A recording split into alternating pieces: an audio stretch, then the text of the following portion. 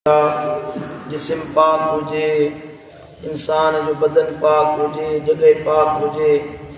जिस्म के पाक रखण जे लाइ अवलीन तरीक़ो जेको मदीने वारे साईं सेखारियो आहे सो आहे वुज़ू।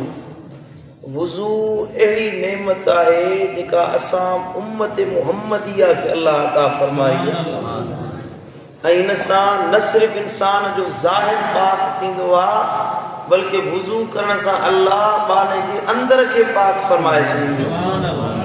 साईं करीम सल्लल्लाहु अलैहि वसल्लम फरमायो तवद्दल अब्दुल मुस्लिम अविल मोमिन फगसल वजहु। जॾहिं बानो वुज़ू कंदो आहे पोइ वुज़ू करण जे लाइ चेहरे खे धोईंदो आहे त खरज मिन वजही कुल्लु खतीयतिन।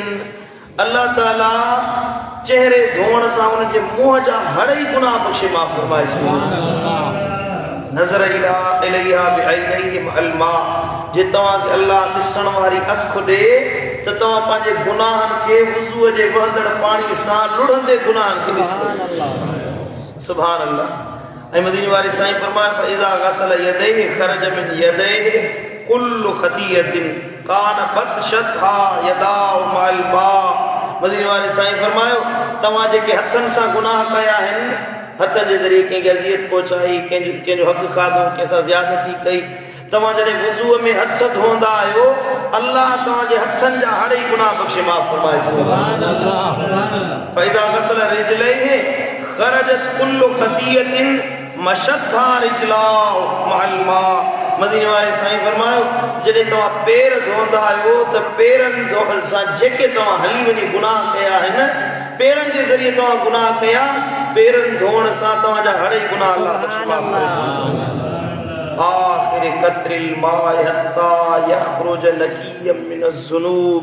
मदीने वाले साईं फरमाया आखिरी कतरो जॾहिं तव्हांजे वुज़ू जो गड़ी दंग थींदो आहे उन वक़्तु अल्लाह तव्हांखे गुनाहनि खां पाक ऐं साफ़ करे छॾींदो।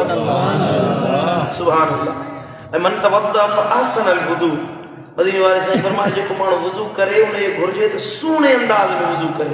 असां जान छॾाइण जी कोशिशि कंदा आहियूं, तकिड़े तकिड़े मुंहं में ज़ोर सां छॾा हणंदासीं, तकिड़े गुरड़ी कंदासीं, पोइ मुंहं पासा सुका पिया हूंदा, ठूठूं सुकियूं पियूं हूंदियूं या पेरनि जूं भेॼूं ख़ुश्क लॻियूं पियूं हूंदियूं, ईअं तकिड़े तकिड़े वुज़ू करे ईंदासीं। नबी साईं फरमायो उन माण्हू जी उन जे भेॼुनि खे अल्लाह जहन्नम जी बाहि में विझंदो जेके वुज़ू जे दौरान ख़ुश्क रहिजी वेंदियूं आहिनि।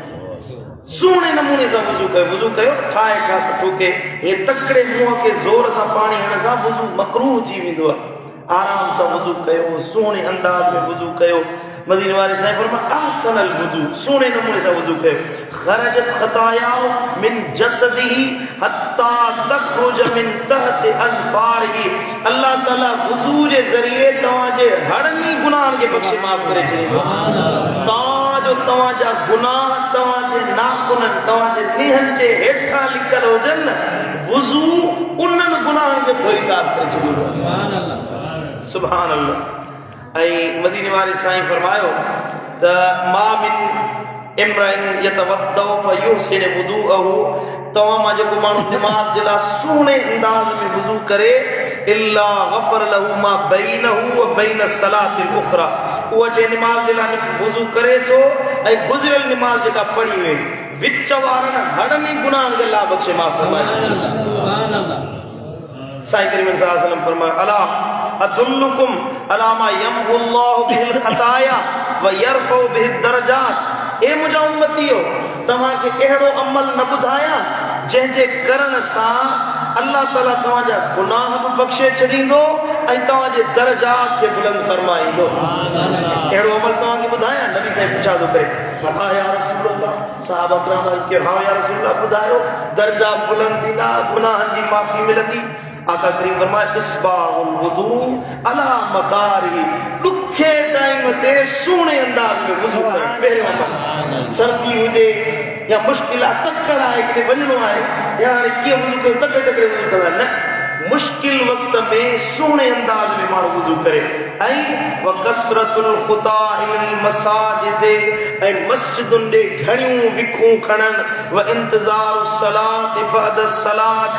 ऐं हिकिड़ी निमाज़ खां पोइ वरी मस्जिद में ॿी निमाज़ जे इंतज़ार में वेही रहण फज़ालिकुमुर रबात मदीने वाले साईं फरमायो या कामयाबी आहे या कामयाबी आहे या कामरानी आहे सुभान अल्लाह तव्हां ॻाल्हि सम्झो था कोन था सम्झो ऐं साईं करीम सल्लल्लाहु ताला अलैहि वसल्लम फरमायो त जेको माण्हू मन तवद्दा अला तोहरे हिकिड़ो माण्हू खे वुज़ू आहे नमाज़ पढ़ी वेठो अञा पाक आहे वुज़ू टुटो न आहे पर वरी बि चए थो नओं वुज़ू वरी कयां ताज़ो वुज़ू कयां ॿी नमाज़ जे लाइ नओं वुज़ू कयां कुतिब लहू अश्रु हसनातिन अल्लाह ताला उन नए वुज़ू जे बदिले उनखे 10 नेकियूं अता फरमाईंदो इस्तकीमू वलन तुसू मदीने वाले साईं फरमायो साबित कदम रहो पंहिंजी नेकियुनि खे ॻणियो न इस्तिकामत धारियो वामलू अन खैर आमालिकुमुस सलात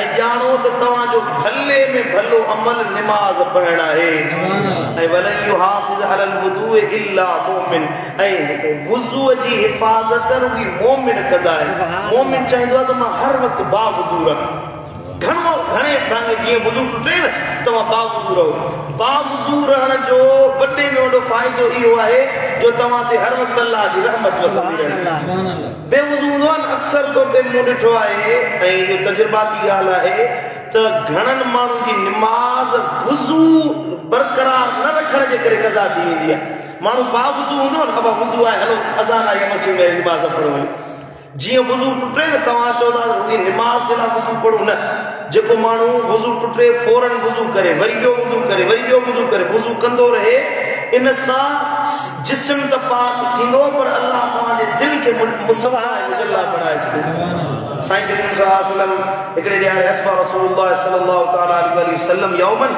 फदआ बिलाल हिकिड़े ॾियारे फजर निमाज़ पढ़ी साईं वेठा पोइ हज़रत सैयदना बिलाल खे घुराए बिलाल हेॾे हले ऐं फरमायो त या बिलाल बिमा सबक़तनी इलल जन्नह इन्नी दखलतुल बारिहतल जन्नह फसमीतु खशखशतक अमामी ए बिलाल तूं अॻवाटी जन्नत में पहुची वियो हुई मां जॾहिं जन्नत में वियो हुयसि मेराज वारी रात तवजो ॾिजो मां जन्नत में वियो हुयसि मेराज वारी रात मूं ॾिठो ऐं त जन्नत में तुंहिंजे जुतियुनि जा खड़काट मूंखे ॿुधण में पिया अचनि तुंहिंजे हलण जो आवाज़ जन्नत में मूंखे ॿुधण में पियो अचे तूं कहिड़ो अमल थो करी कहिड़ो कमु कंदो आहीं जंहिंजे सदके अल्लाह तोखे एॾो दर्जो ॾिनो आहे जो अञा ज़िंदा हयात वेठो ई तुंहिंजो शान जन्नत ताईं अल्लाह ताला पहुचाए छॾियो हज़रत बिलाल अर्ज़ कयो या रसूल अल्लाह ॿियो को अमल न आहे इल्ला सल्लैतु रकअतैन वमा असाबनी हदस्तु क़त्तु इल्ला तवद्दअतु इंदहा या रसूल अल्लाह मुंहिंजो जेॾी महिल वुज़ू टुटंदो आहे न मां फौरन नओं वुज़ू कंदो आहियां जीअं वुज़ू टुटे ताज़ो नओं वुज़ू कंदो आहियां ऐं पोइ वञी मस्जिद में 2 रकातूं नफ़िल निमाज़ तहियतुल वुज़ू जो पढ़ंदो आहियां ॿियो को अमल न आहे इहो अमल आहे साईं फरमायो इन अमल जे करे अल्लाह तुंहिंजो एॾो शान वधायो आहे जो ज़मीन ते हलींदो तुंहिंजे जुतियुनि जा खड़काट अर्श ताईं ॿुधण में अचे वुज़ू अहिड़ो भलो अमल आहे मुंहिंजा दोस्तो हर निमाज़ रमज़ान जो महीनो आहे रमज़ान में तव्हां घणो बावुज़ू रहण जी कोशिशि कयो निंड मां उथो त अव्वल कमु वुज़ू कयो तव्हां दुकान ते वञो था वुज़ू करे वञो वुज़ू टुटे वुज़ू करण में केतिरी देरि थी लॻे हिकिड़ो मिंट बि नथो लॻे तकड़े वुज़ू कयो बावुज़ू रहण सां अल्लाह ताला तव्हांखे मोमिननि जी लिस्ट में शुमार फरमाईंदो तव्हांजे चेहरे में बि नूर पैदा थींदो ऐं मदीने वारे साईं फरमायो वुज़ू जा जेके 5 उज़्व आहिनि क़यामत जे ॾियारे मां उन्हनि जे ज़रिए पंहिंजे उम्मती खे सुञाणंदुसि ओ इहो फज़लाबाद वारो मुंहिंजो उम्मती खे थो अचे उनजो चेहरो कोई हथ ऐं कोई पेर ईअं चिमकंदा कि चोॾीं जो चंड चिमकंदो आहे नबी साईं फरमायो परे खां मां सुञाणंदुसि इहो मुंहिंजो उम्मती आहे शिफ़ाअत कंदुसि मुंहिंजा मिठा जे मदीने वारे साईं जी शिफ़ाअत अक्सर बावुज़ू रहण में आहे चेहरे जो नूर दिल जो नूर गुनाहनि जी माफ़ी इज़्ज़त बरकत बावुज़ू रहण में आहे बावुज़ू रहो त अल्लाह ताला राज़ी थिए मदीने वारो साईं राज़ी सुभान अल्लाह